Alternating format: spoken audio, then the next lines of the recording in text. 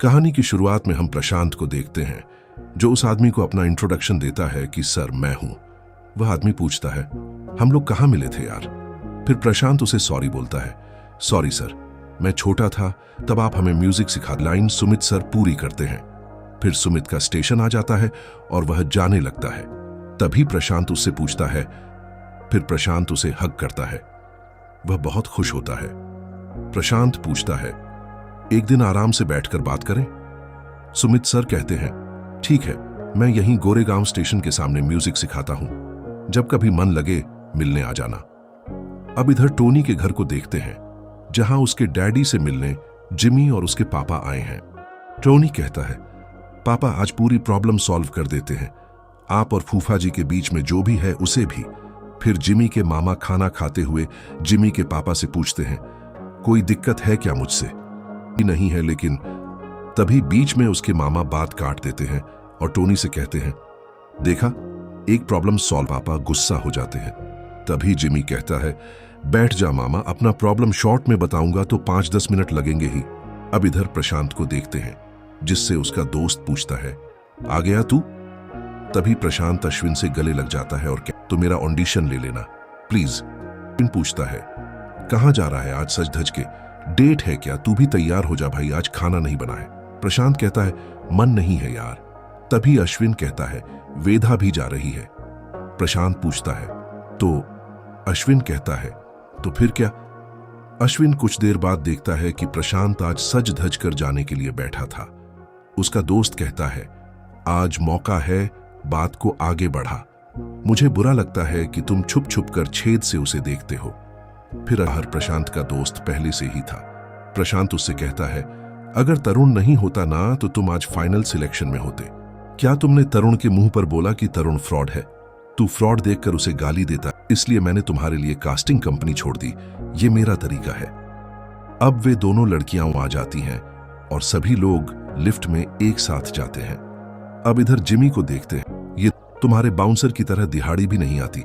बताओ भाइयों, तुम्हारा सिलेक्शन कैसे हुआ? उनमें से एक आदमी अपने बारे में बताने लगता है, लेकिन तभी उसके मामा उन्हें गाली देकर चुप रहने के लिए कहते हैं। फिर जिमी कहता है कि मैं बताता हूं। यह कहानी 1 साल पहले जाती है। जिमी इन दोनों भाइयों से मिलने के लिए जाता है। जिमी कहता है, तुम लोग कभी गोली नहीं चलाओगे ना? उनमें से एक आदमी कहता है, हम लोग राइफल गैंग में काम करते थे।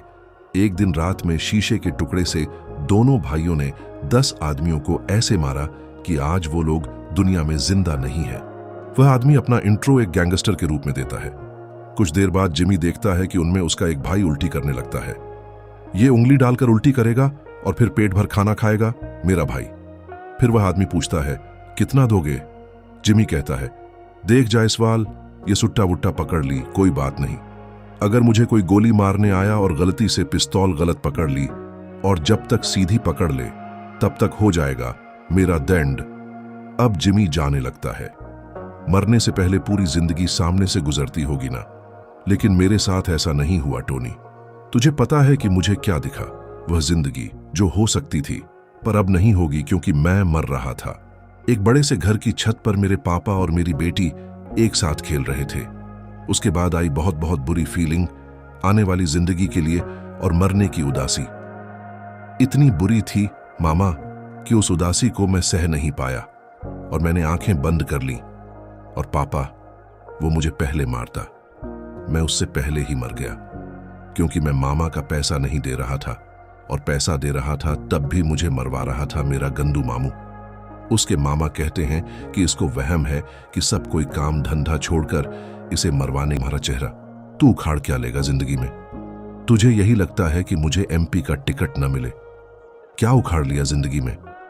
तू मक्कारी के पैसे से तो बाप को फ्लोर पर ले आया, और भिखारी के बच्चे, ये मेरे पैसे से कुर्ता पजामा पहना है ना तूने। एक बार एमपी की टिकट मिल जाने दे, फिर तुम्हारे बाप के बाल पकड़कर गली में नंगा करके न नचाया तो बोलना। यह सुनकर जिमी गुस्सा हो जाता है पाताल। लेकिन तभी जिमी टोनी की तरफ गोली चला देता है, लेकिन गोली टोनी की जगह दीवार पर लगती है। यह देखकर टोनी और उसके डैडी की जान में जान आती है और फिर जिमी वहां से चला जाता है। अब इधर प्रशांत और उसके दोस्तों को देखते हैं जो पार्टी कर रहे थे। आज वेदा पहली बार ज्यादा दारू पी रही थी, जो पहले कभी नहीं पीती थी। तभी उनमें से एक लड़की पूछती है, आजकल क्या कर रहे हो तुम अश्विन? अश्विन बताता है, बस अभी एक फिल्म की स्क्रिप्ट खत्म हुई है। फिर अश्विन अपनी लिखी कहानी उन्हें सुनाता है। ये कहानी सुनने के बाद उनमें से एक लड़की को कहानी में मजा नहीं आता, क्योंकि उसमें केवल आंसू और गालियां हैं, और लड़की को चाहिए फेम, पैसा और फॉलोअर्स।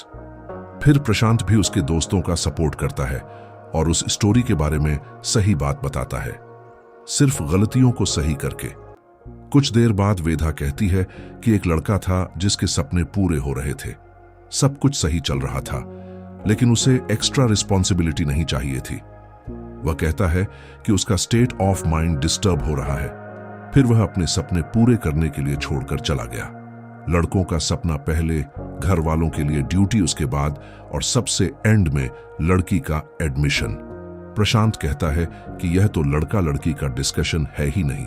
मैं भी एक लड़की को जानता हूं जो पैसे और सिक्योरिटी के लिए लड़का पसंद करती है, ताकि लड़का सारी रिस्पॉन्सिबिलिटी दे और वो कर सके जो उसे करना है। यह सुनकर वेदा गुस्सा हो जाती है और उसे चुप रहने के लिए कहती है। प्रशांत कहता है, जा, मैंने क्या किया? और फिर वेदा उसे बहुत कुछ बोल देती है।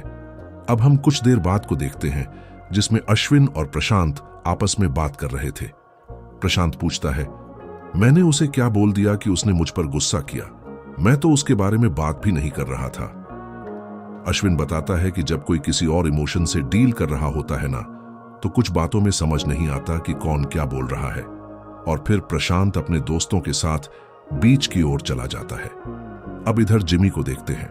उसके पापा कहते हैं, मुझे डर लग रहा है जिमी, और फिर कभी तुम्हारे साथ ऐसा ना हो जाए। जिमी अपने पापा को बताता है कि एक लड़का है, मोंटी, जो 1 लाख में किसी को गोली मार देता है, और मैंने उसे 1 करोड़ का कॉन्ट्रैक्ट दिया है। अगर मैं कभी मर जाऊं तो वह मेरे मामा को मार देगा। उसके पापा डरते हुए कहते हैं, अगर मुझे नंगा करके घुमाया तो? जिमी कहता है, अगर आपको नंगा किया ना पापा, फिर वे नंगे होंगे, फिर खत्म हम सारे, और फिर धर्म खत्म। अब इधर टोनी को देखते हैं, जो अपने डैडी को बता रहा है कि हम यहां से छोड़कर फिर से ऑस्ट्रेलिया जा रहे हैं। प्रशांत और उसके दोस्त अश्विन को देखते हैं, जो बीच में बैठकर आपस में बात कर रहे थे। अश्विन कहता है, मैं 5 साल से इसी में अटका हूं कि कोई प्रोड्यूसर मुझे प्रोड्यूस करने दे। अगर इतने अच्छे ऑफर में स्क्रिप्ट बेच देता तो ऐसा कुछ तो रिलीज हो गया होता। अगर हिट हो जाता तो प्रोड्यूसर से प्रोड्यूस करने की एक डिमांड करता। डायरेक्ट करने देगा या नहीं ये तो पता नहीं है, तुझे क्या लगता है? फिर प्रशांत कहता है, कॉलेज के बाद मैं भी कंफ्यूज था कि फुल टाइम एक्टिंग करूं या साथ में नौकरी। मम्मी समझ गई थी, वह हमेशा समझ जाती थी। एक लड़का था पिंटू, खुश नहीं था। वह खुद से कहता था, जैसे जिंदगी मैं जी रहा हूं मेरे जैसे काबिल लड़के के लिए बहुत छोटी है। पर वह भगवान का पक्का भक्त था। एक दिन रोते रोते भगवान को याद कर रहा था। वह रोते हुए, गिड़गिड़ाते हुए भगवान से कहता है, भगवान मेरी मदद करो। तभी भगवान आते हैं और उससे कहते हैं, जो तू बनना चाहता है वह बोल और तू बन जाएगा। बता पिंटू, तू क्या चाहता है? पिंटू भगवान। तभी पिंटू कहता है, 1 मिनट भगवान, मैं पक्का मन बनाना चाहता हूं, क्या थोड़ी सोच कर बता सकता हूं? फिर भगवान पिंटू को 1 महीने का मौका देते हैं। फिर पिंटू वापस जाकर अपने दोस्तों और परिवार वालों से पूछता है, 1 करोड़ का मालिक बनना ठीक रहेगा? उसके दोस्त कहते हैं, अगर तुम्हारे पास 1000 करोड़ होंगे तो तुम उन्हें चोरों से बचाने की चिंता में ही को ले जाता है और कहता है, एक काम कर, तू और वेदा साथ आ जाना। और फिर दोनों वहां से चले जाते हैं। अब इधर दोनों को देखते हैं। वेदा प्रशांत से सॉरी मांगती है, बहुत सालों बाद ड्रिंक की, बहुत स्टूपिड फील कर रही हूं। फिर प्रशांत कहता है, मैं तभी पीता हूं जब मैं किसी चीज के बारे में सोचना नहीं चाहता, पर उसे रोक भी नहीं पाता। कुछ देर बाद दोनों के बीच बहुत सारी बातें होती हैं। कुछ देर बाद प्रशांत वेदा से पूछता है, तुम क्या बनना चाहती हो? वेदा कहती है, मैं जो कर रही हूं वही करते रहना चाहती हूं, यहीं मुंबई में। मुझे बहुत अच्छे लगते हैं स्टाइलिश लोग। मैं अपने काम में बहुत अच्छी हूं, पर तुम्हारा ड्रेसिंग सेंस पैथेटिक है। मैं तुम्हें स्टाइल करूंगी। प्रशांत पूछता है, कब? वेदा कहती है, पहले भी, बाद में भी और हमेशा। और तुम टाइम लो, तुम बहुत सक्सेसफुल बनोगे। नहीं कहता है, पापा को एमपी की टिकट नहीं मिलनी चाहिए, नहीं तो वे आपको मरवा देंगे। मैं 15 करोड़ दे रहा हूं ताकि आपके कैंडिडेट को टिकट मिल सके। जिमी कहता है, ठीक है, 2 दिन में फुल पेमेंट, सिर्फ गलतियों को सही करके। अब इधर देखते हैं प्रशांत को, जिसे सुबह सुबह एक कॉल आया था। वह बात सुनकर खुशी के मारे कुछ बोल नहीं पाता और अपने दोस्तों को बुलाने लगता है। फिर नीचे बैठ जाता है। अश्विन पूछता है, सब ठीक है? प्रशांत कहता है, किस्मत को। अश्विन खुशी से चिल्लाते हुए कहता है, लीड मिल गया। फिर दोनों खुशी के मारे गले लग जाते हैं। कैसा लग रहा हूं? स्टाइलिश? वेदा कहती है, पैथेटिक। प्रशांत कहता है, बन जाऊंगा जल्दी, सब रिस्पॉन्सिबिलिटी पूरी करने वाला। फिल्म मिल गई है मुझे, लीड रोल। फिर वेदा प्रशांत को बधाई देती है। तभी उसकी दोस्त आ जाती है और कहती है, क्या हुआ प्रशांत, कहां जा रहे हो? प्रशांत बताता है कि उसे लीड रोल मिल गया है। यह सुनकर वह लड़की भी प्रशांत को बधाई देती है। आज सुबह की सेकंड गुड न्यूज है ये। वेदा, तुमने दी अपनी पहली गुड न्यूज। मुंबई छोड़कर जा रही है, शादी फिक्स हो गई है मैडम जी की। परसों फिक्स हो गई थी पर आज बताया इसने। सी खुशी के साथ स्माइल करता है। वह सोचते हुए कुछ देर तक वैसे ही लिफ्ट में खड़ा रहता है। फिर कुछ देर बाद लिफ्ट का दरवाजा बंद कर देता है।